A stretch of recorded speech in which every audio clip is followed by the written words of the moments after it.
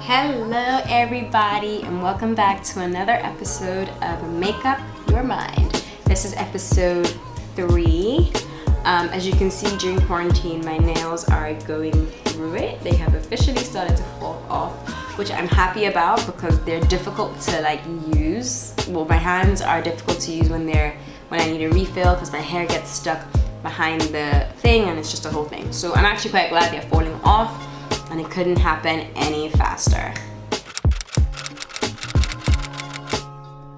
So in today's episode of Make Up Your Mind, we're going to be talking about me and working through love languages and trying to understand my love language and how that all works. So because we're talking about love, I'm also going to try and do a pinky eye look. I think I know the one I'm going to do, which is just going to be bright pink on my inner corner, something simple. So if you're interested in seeing me get ready for the day during quarantine and talk a little bit about love languages, then let's keep watching. Okay, so the first thing I'm starting off with is my brows, and this is the Benefit Enjoy Your Brows by Marie Kit. I talk about this all the time in my new videos because I recently bought this and I really love it.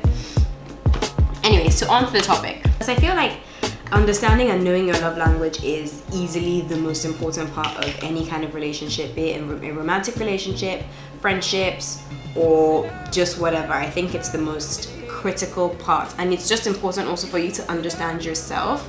Okay, so I did my brows off camera because mans can't talk and mans can't focus and do them. So yeah. So anyway, I was talking about the love languages and how there are different types of love languages.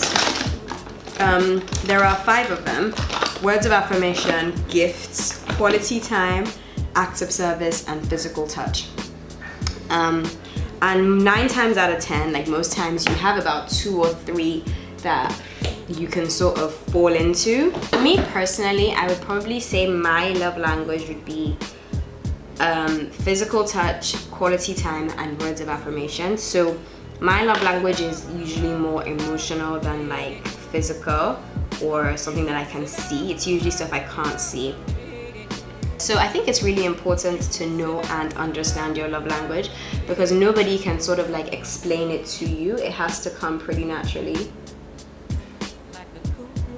I think the reason I say it's important to know your love language is because the mistake people make is that you have to find someone who has the same love language as you. No, you don't. You don't need to find someone who has the same love language as you.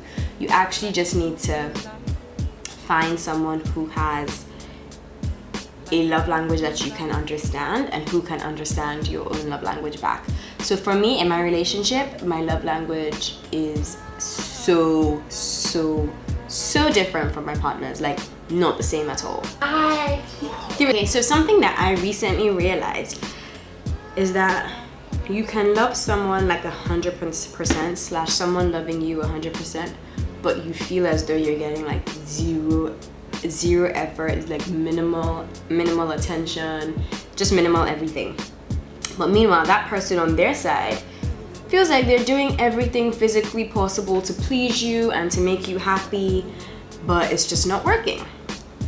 Now, in those instances, you can come across as ungrateful, you can come across as snobby, bitchy, needy, naggy, just all kinds of things. And I've seen it happen to so many people, and they sort of didn't understand why that was the way their partner was receiving them until it happened to me. And I was like, okay, now I get it. Now I'm understanding sort of what everyone is talking about / going through / experiencing, because prior to me and my partner having different love languages it wasn't even anything I ever noticed because we were able to just be in sync regardless. Anyway, so I'll give you guys the example. So here's what happened. It was a weekend, I think it was a Friday, and I was staying over at my boyfriend's place. And my sister had something that she was trying to do for the next day, and she really needed my help, so my phone was blowing up, right? My phone was blowing up. So at 2 o'clock in the morning, I'm there on my phone in my phone. And we have a thing where it's like after a certain time, like unless the other person is like asleep and you're mad, bored, looking for a way to fall asleep, or you know, whatever, like put the phone away and we're gonna have some quality time. On that day, what had happened was, like I said, 2 o'clock in the morning, and I woke up to my phone going bzz, bzz, bzz, bzz, and I didn't say anything. I didn't say, oh, I'm up, you're up, what are you watching, what are you doing, blah blah blah. I just picked up my phone and I was head in locked. And he was like, how far this phone situation, like why are you, like who are you talking to, what are you doing? And I don't know why, be it PMS or whatever, my reaction was just very defensive. I was like, what do you mean? I'm on my phone, I'm talking to my sister, I'm like, why are you all up in my, like, why are you all up on my D, basically? So that's kind of like the energy I came with, which isn't exactly the best, you know, which isn't exactly the best energy to approach your partner with ever. Like, you shouldn't, especially if they don't come at you with that kind of energy, you shouldn't go at them with that kind of energy. So probably about half an hour later, I was like, you know what, I'm sorry for how I came across just then. You know, I'm a bit tired and stressed out, but this is what I'm doing, like I'm really sorry. And I gave him a kiss, you know, gave him a little kiss on the forehead, and we went back to sleep. Now naturally, if you understand the way people work, just because you apologize for something, it doesn't mean that the other person is now like, oh cool, like that thing now no longer bothers me whatsoever, like moving on. Woke up in the morning and obviously he was still a bit pissed, like how far are you just jumping down my neck like that? So I could tell he was like annoyed. And this is where love language comes in. So the next morning I'm rushing out doing a whole bunch of stuff, and I'm asking him like, oh, you're still sort of like biting at the air, is everything okay? And naturally in people fashion, he's like, yeah, everything's fine, I'm cool. But you know, if you know your man, you know when things are cool and when they're not. But I was like, okay, I'm gonna like just leave it. But at the same time, the way my body works, because I've given you a word of affirmation to be like, oh, I'm sorry, I love you, and I've given you my physical touch, which is my kiss, at that point, if you still want to front up on me, I'm like, take your BS elsewhere. Now, his love language is, like I said, acts of service and gifts. So he comes in the room and he's like, oh, would you like the cook to make you anything for breakfast? The cook is here, you hungry? And I'm like, nah, I'm good, because I was fine. Now, for him, that's him making an effort to recommunicate. But for me, I'm like, what's that? Like, you're asking me if I'm hungry, so like, whatever. Can't you come and hug me? Can't you come and kiss me? Can't you come and this? And so for 2 days, I was feeling like, yo, this guy, like, aren't you gonna like try and make the situation better? And he's thinking there like, I'm asking you what you want to watch, you're saying nothing. I'm asking you if you're hungry, you're saying no. So in his mind, he's making, it takes him a longer time to get out of his shell, but doing something for the other person is his way of saying, hey, I'm still here. But my way of understanding that is a kiss, a hug, a touch, whatever. So we had like a tete-a-tete where we were like, okay, let's understand why this misunderstanding was happening. And we realized that because we've been together for so long, we have to re-understand each other's love languages and try and understand what the other person is saying and read between the lines. And so it made me go through my whole love language experience again, like understanding that you can have more than one love language, and these things can and probably will change throughout the duration of your relationships. And just because we're speaking on relationships doesn't mean that this doesn't apply to friendships too. For this part, I'm using the Huda Beauty Neon palette. I'm doing, even though I've gone quite extra, I'm just doing pink inner corners. But these are way more than inner corners now. Anyway, back to the talk. So as I was saying, I was talking about, I was about to get into the fact that love language doesn't just exist in relationships, it exists in friendships too. And I think it's very, very, very, very, very important to understand the love language of your friends as much as it is to understand the love language of your partner. Now, here's why I say that. Because for me, I realized that one of the friendships that I had prior to what I like to call my awakening, so basically prior to 2020 or mid-2019, I realized one of the main issues I had in that friendship were that we had different love languages, and her her love language in friendship, I think, was quality time and acts of service. Whereas for me, mine was just words of affirmation. Like from friends, I don't really need you to give me a lot of your time. I don't really need you to do much for me, but I need you to appreciate and uplift me and make me feel like, I mean, I don't know, I feel like this world is already hard enough. Like I said this in my adulting video, and if you haven't watched that, I'm gonna put the link up, I'll put the link somewhere on the screen so you can see that.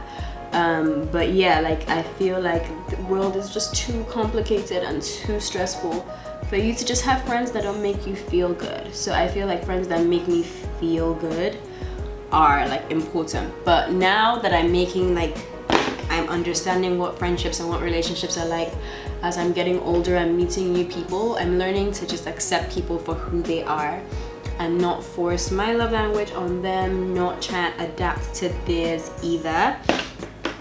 And just sort of being like, you know what, this is who I am, this is how I roll, this is how it works, like, and that's fine by me, you know. And also just accepting like these are who your friends are. Like not everybody was brought up the same way and not everybody needs the same things that you need. So that's been fantastic for me, like understanding in friendships. And I think that's something that girls in particular, like if I have advice for you guys, I would definitely say sit down with your friends and figure out what their love languages are, because your friendship will probably like massively like benefit from that. So the reason why I'm saying that I feel as though it's really important is because when you know the love language of somebody else, it enables you effectively deliver support. Like I always say this to people, like you wanting to be there for somebody is one thing, but if the way that you're being there for them is not the way that they need, then I'm sorry, but all your efforts and everything is null and void, because it's actually just not going to mean anything, because that person isn't going to be able to appreciate it in the way that they ideally should.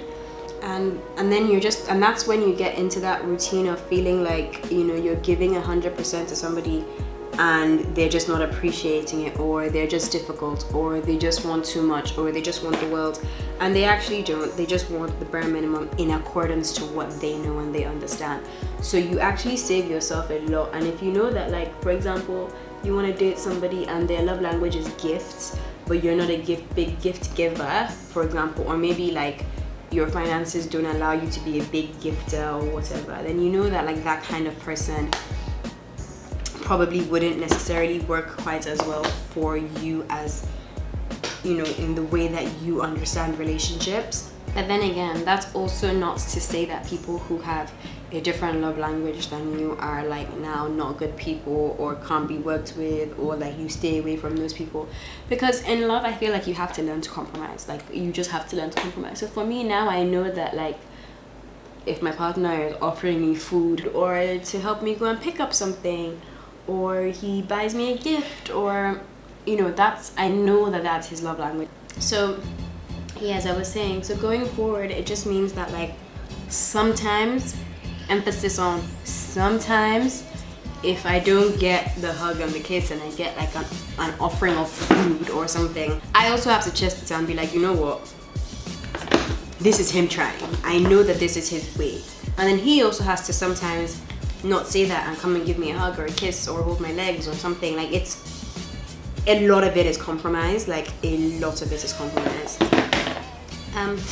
I also feel like as much as compromise and understanding the other person, I also feel like as you get older, also your love language changes. I feel like you get a bit more mature, and what is important actually becomes prevalent. Okay, so whilst my lashes / lash glue is drying, I'm gonna go ahead and do bronzer on my cheeks. I don't remember where I stopped on this topic because Henny came in and distracted me.